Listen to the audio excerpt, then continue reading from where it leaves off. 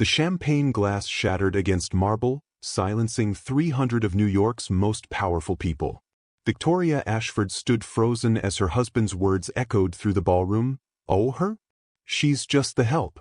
But what Marcus didn't know was that the woman he'd just humiliated owned the very ground he stood on, and she was about to take everything. Welcome to Stories by Jason. If you're settled in and ready for a good story, hit that subscribe button and tell me in the comments where you're watching from.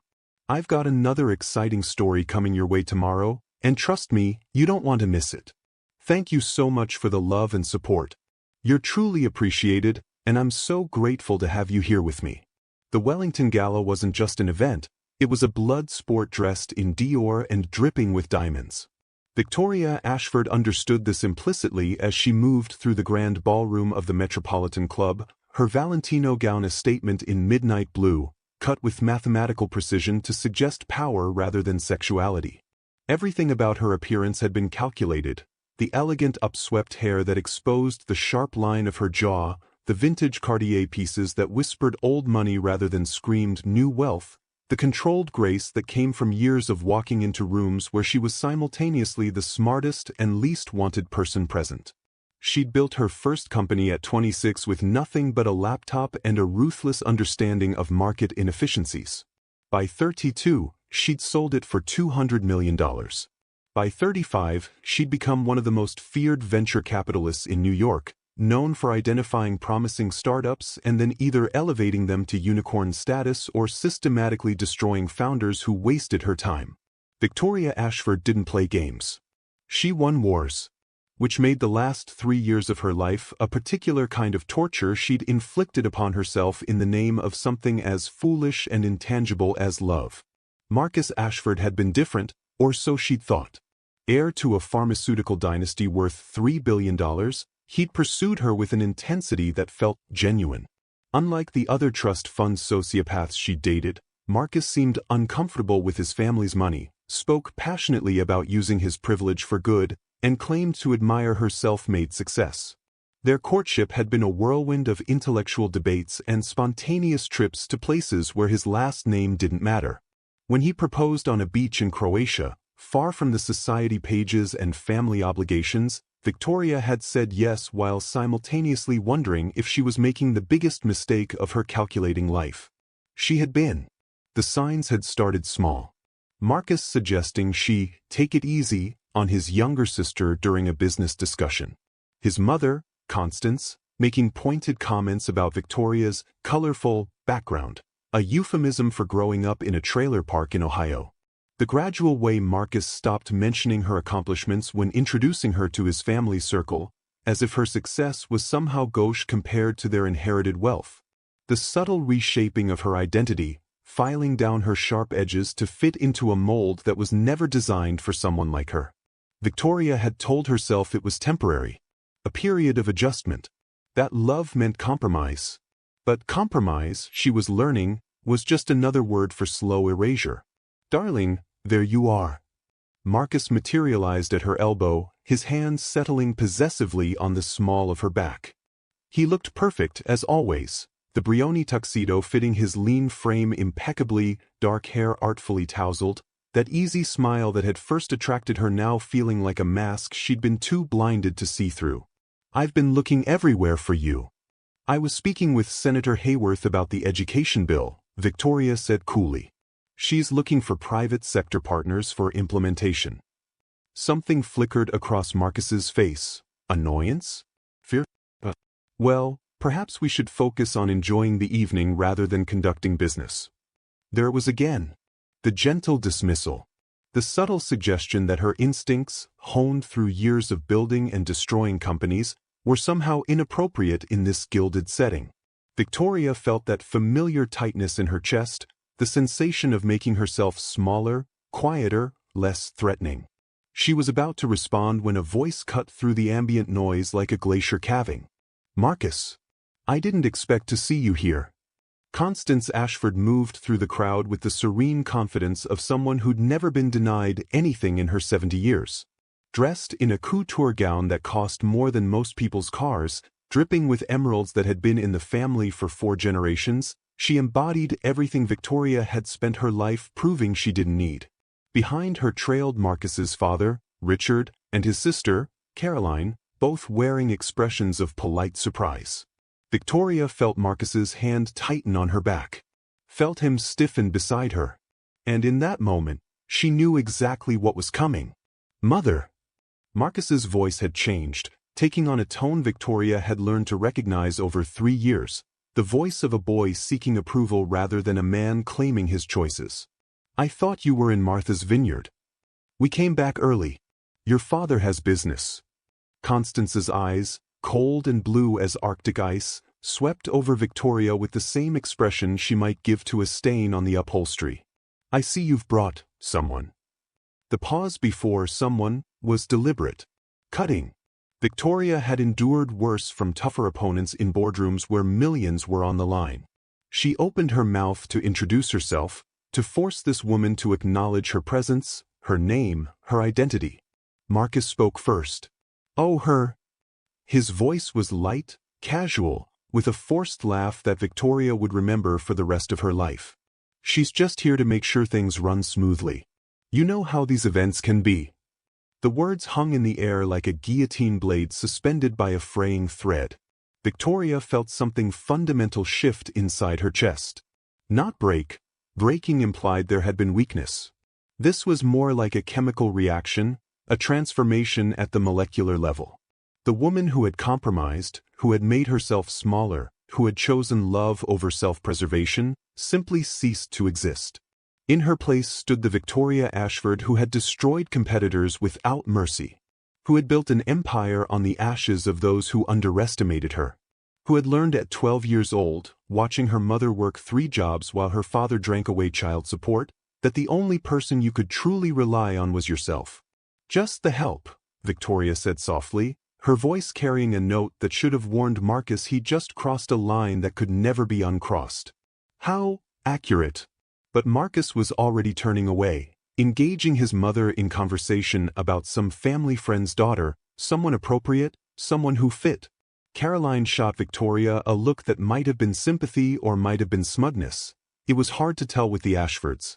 Richard simply ignored her existence entirely, which was somehow worse than active disdain.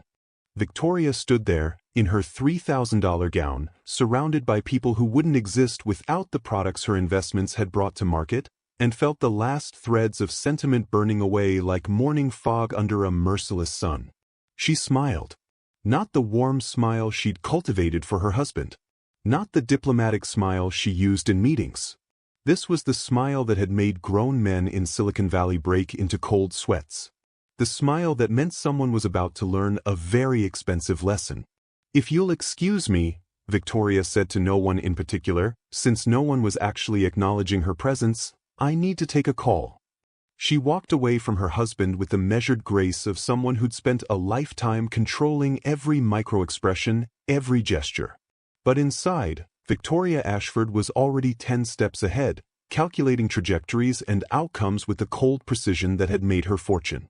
Marcus had called her the help to save face with his family, had reduced 3 years of marriage, of intimacy, of supposed love, to a convenient fiction, had proven that when forced to choose between her dignity and his comfort, he would sacrifice her every single time. That was fine. Victoria dealt in transactions, in costs and consequences. And Marcus Ashford had just initiated a transaction he couldn't possibly afford. She stepped into an empty corridor, pulled out her phone, and made the first call. Then the second. Then the third. Each conversation was brief, coded, the kind of communication that happened in shadows between people who moved markets and toppled governments.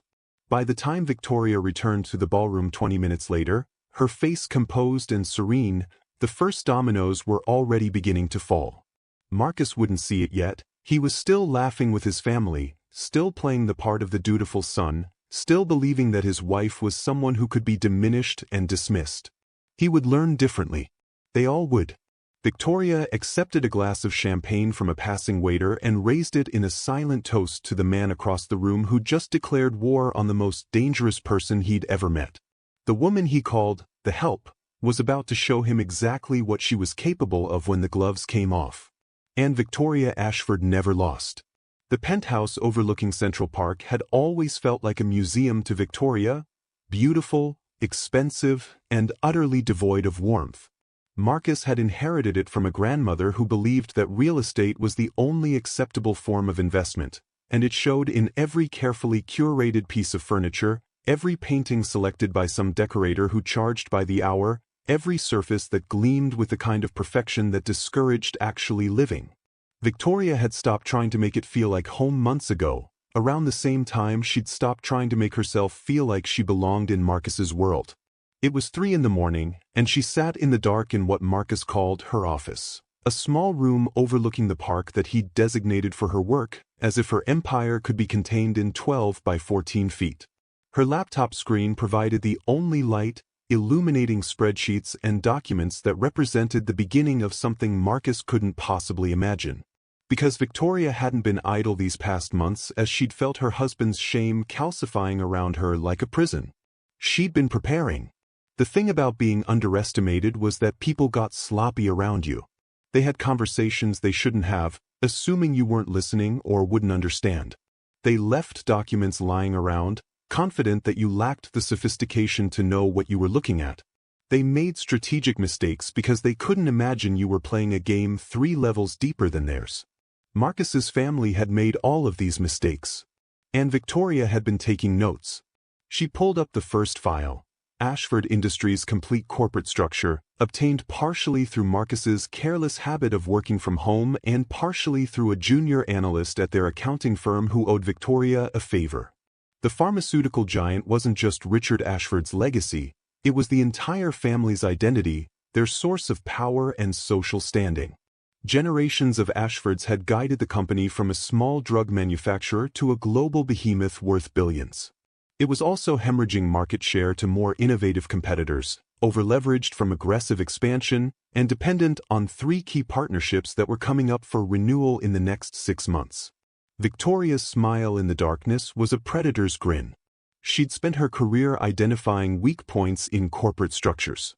She could look at a balance sheet and see the lies underneath, the vulnerabilities disguised as strengths, the inevitable collapse hidden in the trajectory. Ashford Industries was a house of cards built on legacy and reputation rather than actual innovation or sustainable strategy. And Victoria knew exactly which cards to pull. The first call she'd made at the gala had been to James Chen, CEO of Meridian Pharma, one of Ashford Industries' key distribution partners. James and Victoria had worked together on a biotech startup 5 years ago, before she'd sold her company. He trusted her judgment implicitly. "James, it's Victoria. I need you to listen carefully." The second call had been to Patricia Okonkwo, who sat on the FDA advisory board and happened to be Victoria's former mentor. Patricia was also a woman who'd faced her share of discrimination in the pharmaceutical world and had little patience for old money families who'd built their fortunes on exploitation. "Patricia, I have some concerns about Ashford Industries' newest drug trials. Concerns about data integrity." The third call had been to her own investment firm, specifically to David Torres, her partner who handled hostile acquisitions. "David, remember that project I mentioned? The Ashford situation? It's time to move forward. Start buying up shares through the shell companies. Quietly. I want us positioned before anyone realizes what's happening." That had been 2 weeks ago. Since then, Victoria had moved with the calculated precision of a chess grandmaster executing a strategy conceived months in advance. She'd maintained her role as the dutiful wife, attending Marcus's work functions, smiling blandly at his family's gatherings, playing the part of someone who'd accepted her diminished position, while systematically dismantling everything they held dear. The bedroom door opened, flooding the hallway with light. Marcus appeared, squinting, wearing the Princeton t-shirt he'd had since college, one of the few things about him that felt genuine. "It's 3 a.m. What are you doing?" "Couldn't sleep," she said smoothly, closing her laptop. "Just reviewing some portfolios." Marcus patted over, and Victoria felt the familiar conflict, the part of her that remembered falling in love with this man warring with the cold fury of what he'd become, what he'd allowed himself to become. He'd been a coward, choosing comfort over courage, family approval over his own wife's dignity. He bent to kiss her forehead, and Victoria allowed it, her face a mask of drowsy affection. "You work too hard," Marcus said, his hand on her shoulder. "You know you don't need to anymore. The family." "The family what?" Victoria's voice was sharper than she'd intended. "Takes care of things?" Marcus stiffened slightly. "I just meant, you've proven yourself. You don't have to keep grinding like you're still building something. We're comfortable. You can relax." There it was again. The gentle suggestion that her drive, her ambition, her very identity was somehow unnecessary now that she'd married into wealth. As if everything she'd built was just a prelude to becoming Mrs. Marcus Ashford, a role that apparently involved a lot of smiling and very little actual substance. "I like working," Victoria said flatly. "It's who I am." "Of course," Marcus said quickly, in that placating tone that made her want to throw her laptop through the window. "I just worry about you. You seem distant lately." Distant? As if the distance hadn't been created by his own actions, his own cowardice, his own willingness to sacrifice her dignity for his family's approval. "I'm fine," Victoria lied. "Just tired. Big project at work." Marcus accepted this with visible relief. He'd never liked conflict, never wanted to examine things too deeply. It was part of what had attracted her initially, his easygoing nature so different from her own intensity. Now it just seemed like weakness. He went back to bed, and Victoria returned to her laptop. The big project was the systematic destruction of the Ashford empire, and it was going better than she'd dared hope.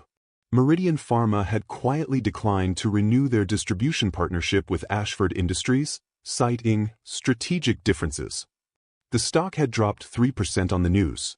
Richard Ashford had been furious, demanding meetings, making calls, leveraging old relationships. He had no idea that every door he knocked on, Victoria had already sealed shut. The FDA concerns Patricia had raised about data integrity in Ashford's newest drug trial were snowballing.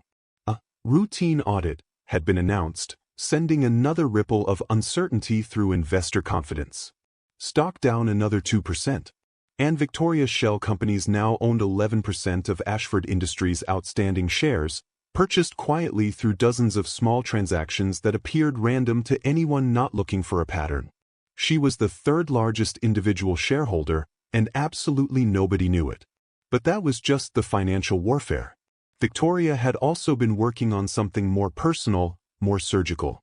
She pulled up a different folder, this one containing social currency, the real power in Marcus's world.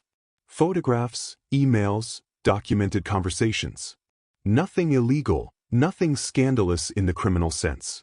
Just the kind of information that, properly deployed, could destroy reputations and sever alliances. Marcus's father having dinner with the CEO of a company they'd publicly claimed to have cut ties with due to ethical concerns. Caroline's charitable foundation spending 80% of donations on administrative costs, while she posed for society pages as a philanthropist. Constance's Women's Empowerment Foundation that had never actually empowered a single woman outside her immediate social circle. The Ashfords had built their power on image, on the perception of old money dignity and social consciousness. Victoria was about to reveal them as exactly what they were, entitled hypocrites who'd never sacrificed anything for anyone. Over the next week, Victoria moved through her life like a ghost. She smiled at Marcus over breakfast while confirming that another major pharmaceutical supplier had decided to explore other partnerships with Ashford Industries. She attended a charity luncheon with Constance while her proxy on the board voted against Richard's proposed expansion plan. She had dinner with Caroline while an anonymous donation to an investigative journalism outlet bore fruit in the form of a deep dive article into charitable foundations that exist primarily for tax benefits. Marcus noticed something was wrong by the second week. His father had started calling daily, his voice tight with stress that verged on panic. The company stock was in free fall, down 18%. Partnerships were dissolving like sugar in rain. Somehow, impossibly, the Ashford name, which had opened doors for 3 generations, was becoming toxic. "I don't understand what's happening," Marcus said one evening, staring at his phone with genuine confusion.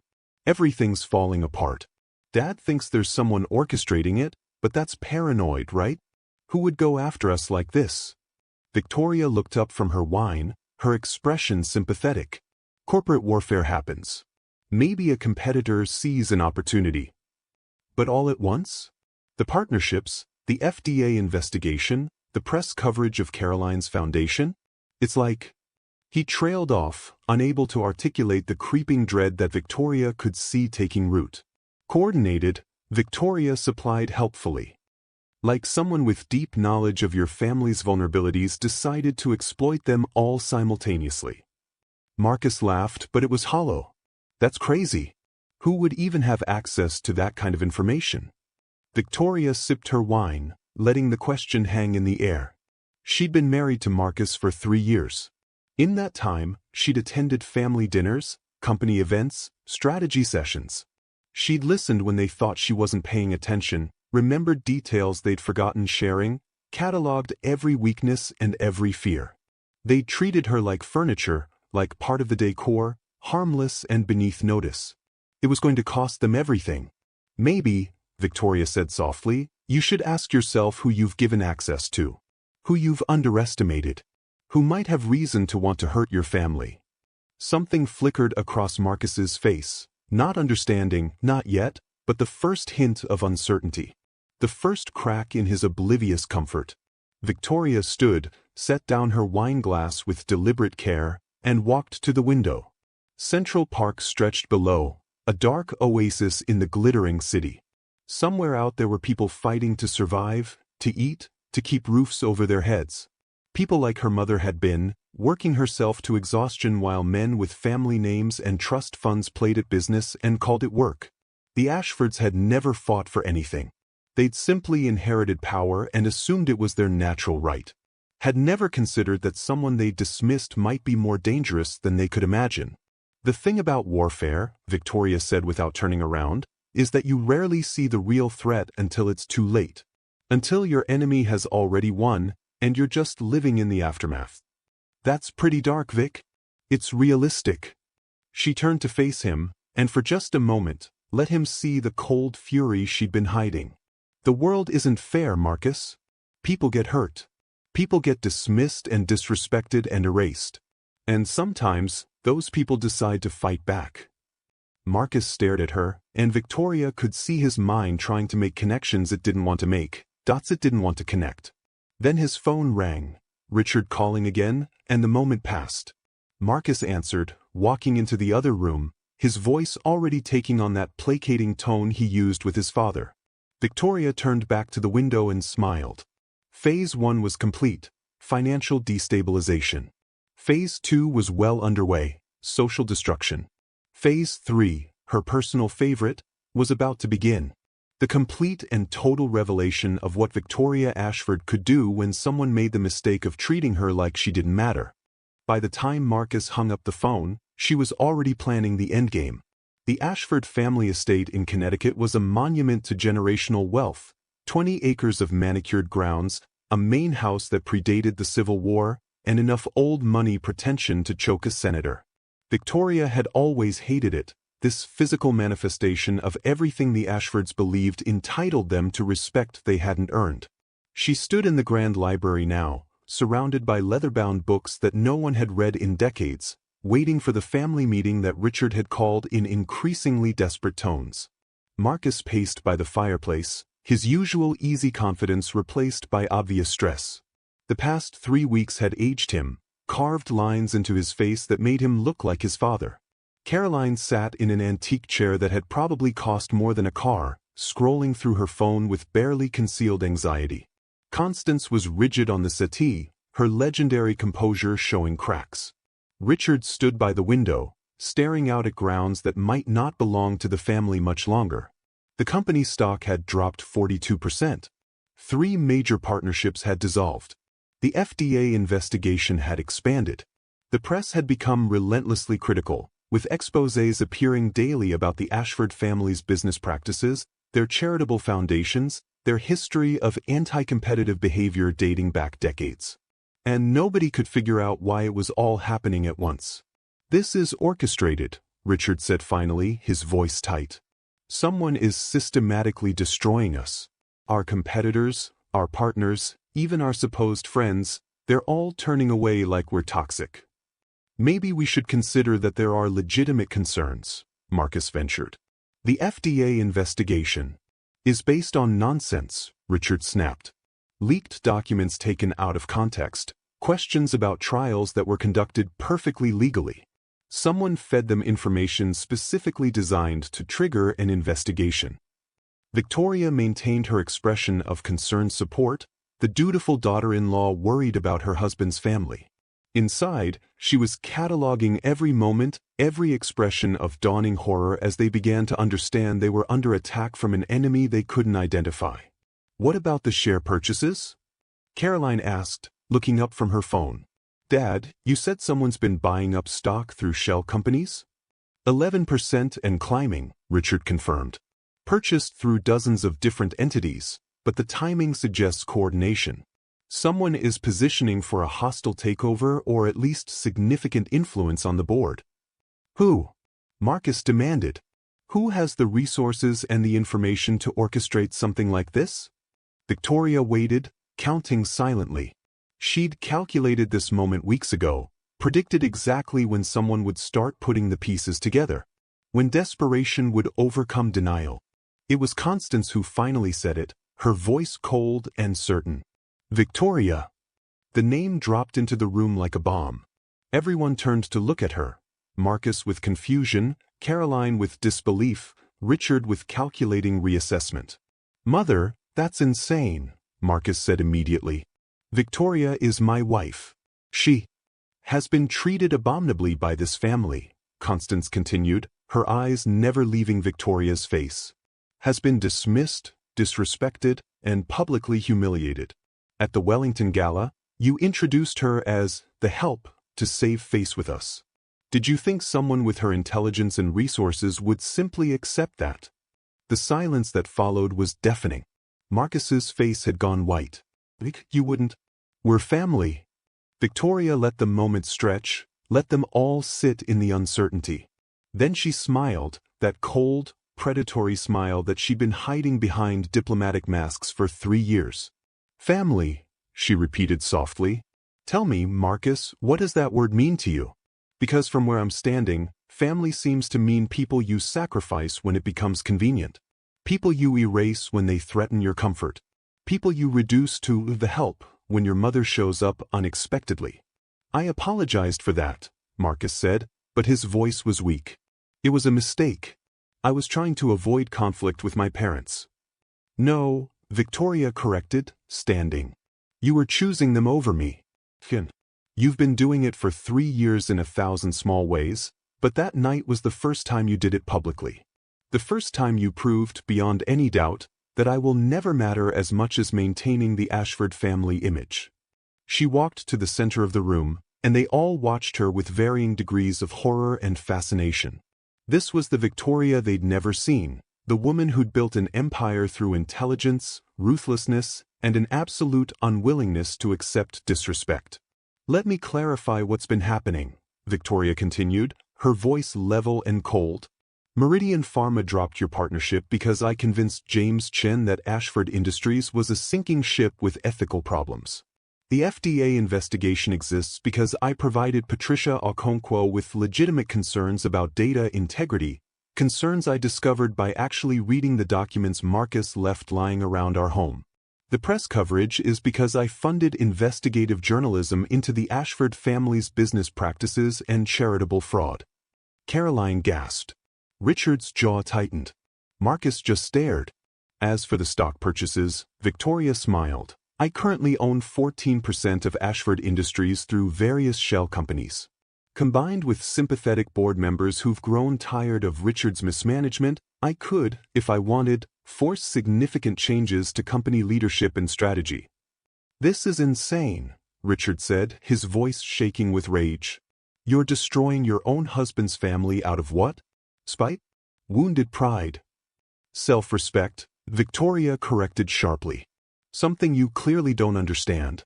You've built your entire identity on a name you inherited, money you didn't earn, and a social position maintained by crushing anyone who threatens it. You've treated me like an outsider for 3 years, made it clear I'll never be good enough for your precious legacy, and taught your son that my dignity was an acceptable sacrifice for family harmony. She turned to Marcus specifically, and there might have been pain in her eyes beneath the cold fury. I loved you, she said quietly. I chose you over everything I'd built, everything I was. I tried to fit into your world, to become someone your family could accept. But you let them diminish me. Every time your mother made a cutting remark, every time your father ignored my presence, every time Caroline looked at me like I was a stain on the family name, you said nothing. You chose their approval over my dignity. I was trying to keep the peace, Marcus said desperately. I thought eventually they'd come around. No, you didn't. You hoped I'd accept being erased. That I'd be grateful enough for the Ashford name that I'd forget I had my own. That I'd become just another accessory to your inherited privilege. Victoria's voice was scalpel sharp. But I'm not some social climber desperate for acceptance. I'm Victoria Ashford. I built a fortune from nothing. I've made and destroyed companies worth hundreds of millions. And when you called me the help to save face with your mother, you declared war on someone who has never, ever lost. The room was silent except for the antique clock ticking on the mantel. What do you want? Richard finally asked. Money? You can name a price. Victoria laughed, and it was genuinely amused. Money? I have my own money, Richard. More than you, actually, if we're counting liquid assets. No, what I want is for you to understand exactly what you've lost. For Marcus to live with the consequences of his cowardice. For Constance to see what happens when you treat people as less than human. This is criminal, Caroline said shrilly. We'll sue. You'll do nothing, Victoria interrupted. Because everything I've done is perfectly legal. I advised a business partner based on legitimate concerns. I reported data integrity issues to the appropriate regulatory body. I funded journalism that exposed actual fraud in your charitable foundation, Caroline, fraud that could potentially trigger a criminal investigation if someone wanted to pursue it. She let that threat hang in the air. As for the stock purchases, I'm an investor. I invest in companies. The fact that I did it quietly through shell companies is standard practice in hostile acquisitions. You're welcome to try to challenge it, but my lawyers are significantly better than yours, and I have considerably more resources to deploy in a legal battle. So that's it? Marcus asked, his voice breaking. You destroy everything out of revenge? No, Victoria said, and for a moment the mask slipped and they saw the hurt beneath the fury. You destroyed everything when you chose to be a coward. When you proved that your love came with conditions, that I could be your wife as long as I stayed small and quiet and grateful. I'm just making sure you understand what you lost. She walked to the door, then paused. I'll be filing for divorce. You can keep the penthouse. It never felt like home anyway. My lawyers will be in touch about the separation of assets, though I suspect I brought significantly more to the marriage than you did. Victoria, please, Marcus started forward. We can fix this. I'll stand up to my family.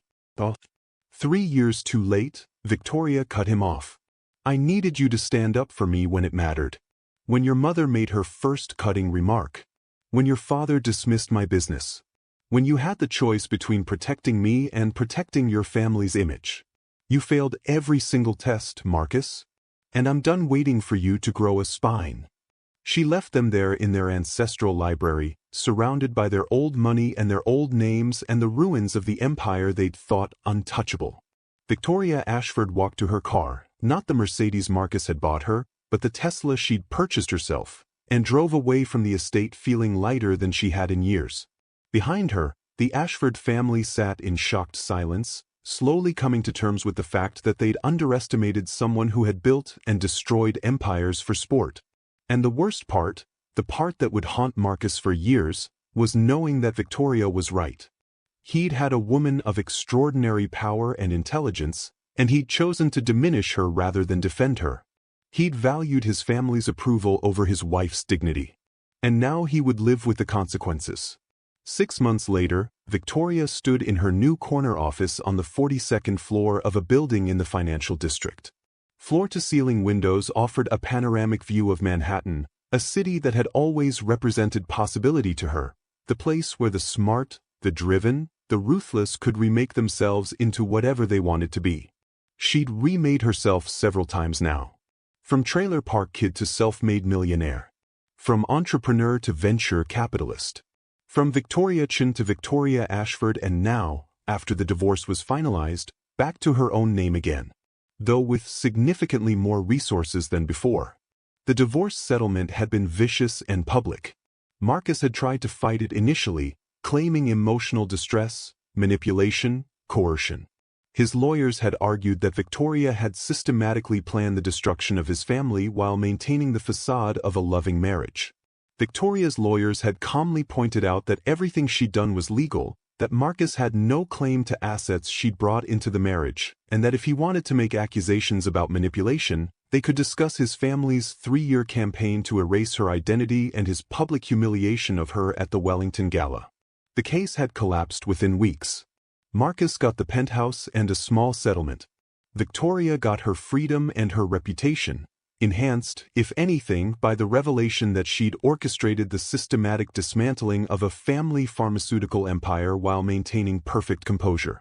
In certain circles, ruthlessness was a virtue. Ms. Chen, her assistant, Jennifer, appeared in the doorway. The board meeting is in 10 minutes. They're assembled in the conference room. Thank you, Jennifer. I'll be right there. Victoria took a moment to appreciate the view. Somewhere out there, Marcus was starting a job at a mid-level consulting firm, trading on his name, what remained of it, to secure a position he was barely qualified for. His family's company had been sold to a Chinese conglomerate after the stock price crashed beyond recovery, Richard forced into retirement with a fraction of his former wealth. Constance had retreated to Martha's Vineyard, her social standing permanently damaged.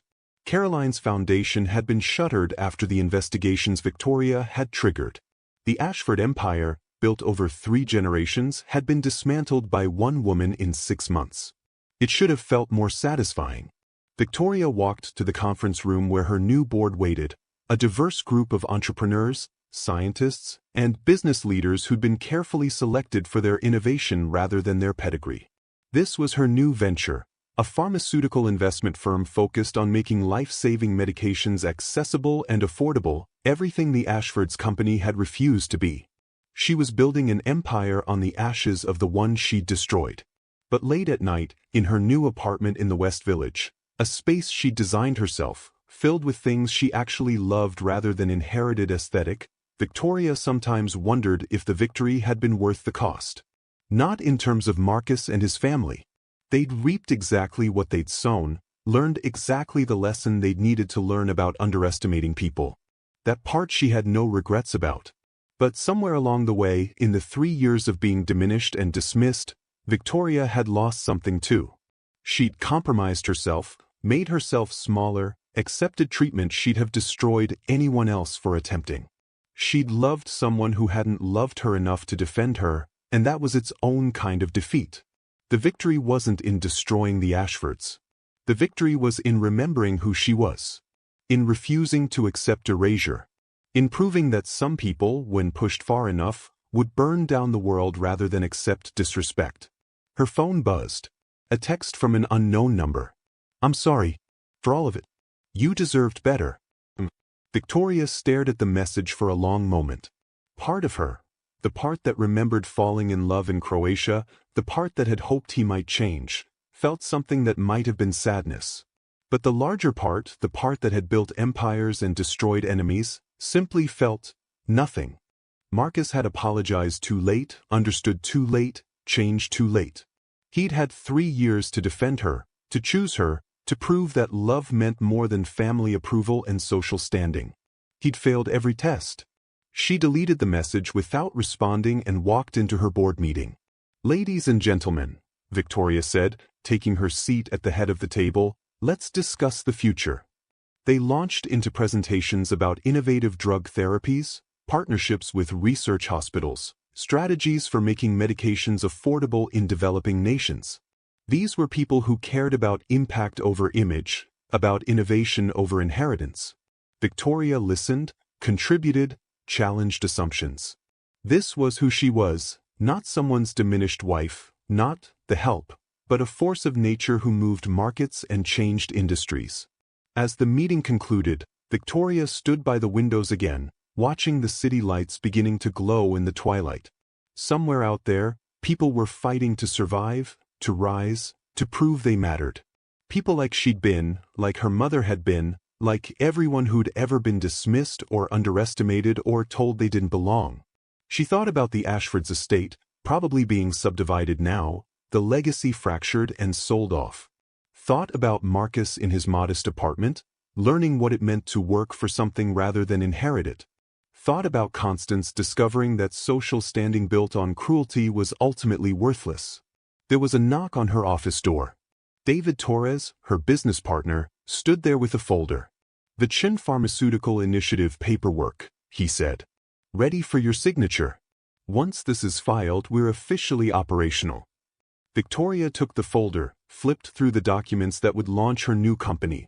A company bearing her own name, not a husband's, not a legacy's, but hers. A company built on the principle that power should be used to elevate rather than diminish, to create access rather than exclusivity. She signed with a flourish. "We're going to change the industry," David said with certainty. "We're going to burn it down and rebuild it," Victoria corrected. "The old model is dead. Old money, old names, old systems of exclusion. We're creating something new." After David left, Victoria sent one final message.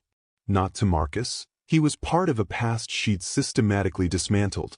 But to her mother, who still lived in Ohio, who'd worked 3 jobs to keep Victoria fed and housed, who taught her daughter that the only person you could truly rely on was yourself. "I built something new.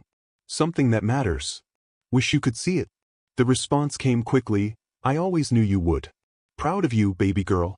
Victoria smiled. A real smile, not the cold predator's grin or the diplomatic mask, but something genuine and warm. She'd won, not by destroying the Ashfords, though that had been satisfying, but by refusing to let them destroy her. By remembering that her worth wasn't determined by acceptance from people who'd never been worthy of her to begin with. The city glittered below, full of ambition and possibility. Full of people fighting to rise, to matter, to prove they belonged. Victoria Chen belonged. Not because anyone granted her permission, not because she'd married into a name or inherited a legacy, but because she'd built her own empire from intelligence, determination, and an absolute refusal to be erased. And anyone who forgot that, who made the mistake of underestimating her, would learn the same lesson the Ashfords had learned. Victoria Chen didn't play games. She won wars. What would you have done in Victoria's position?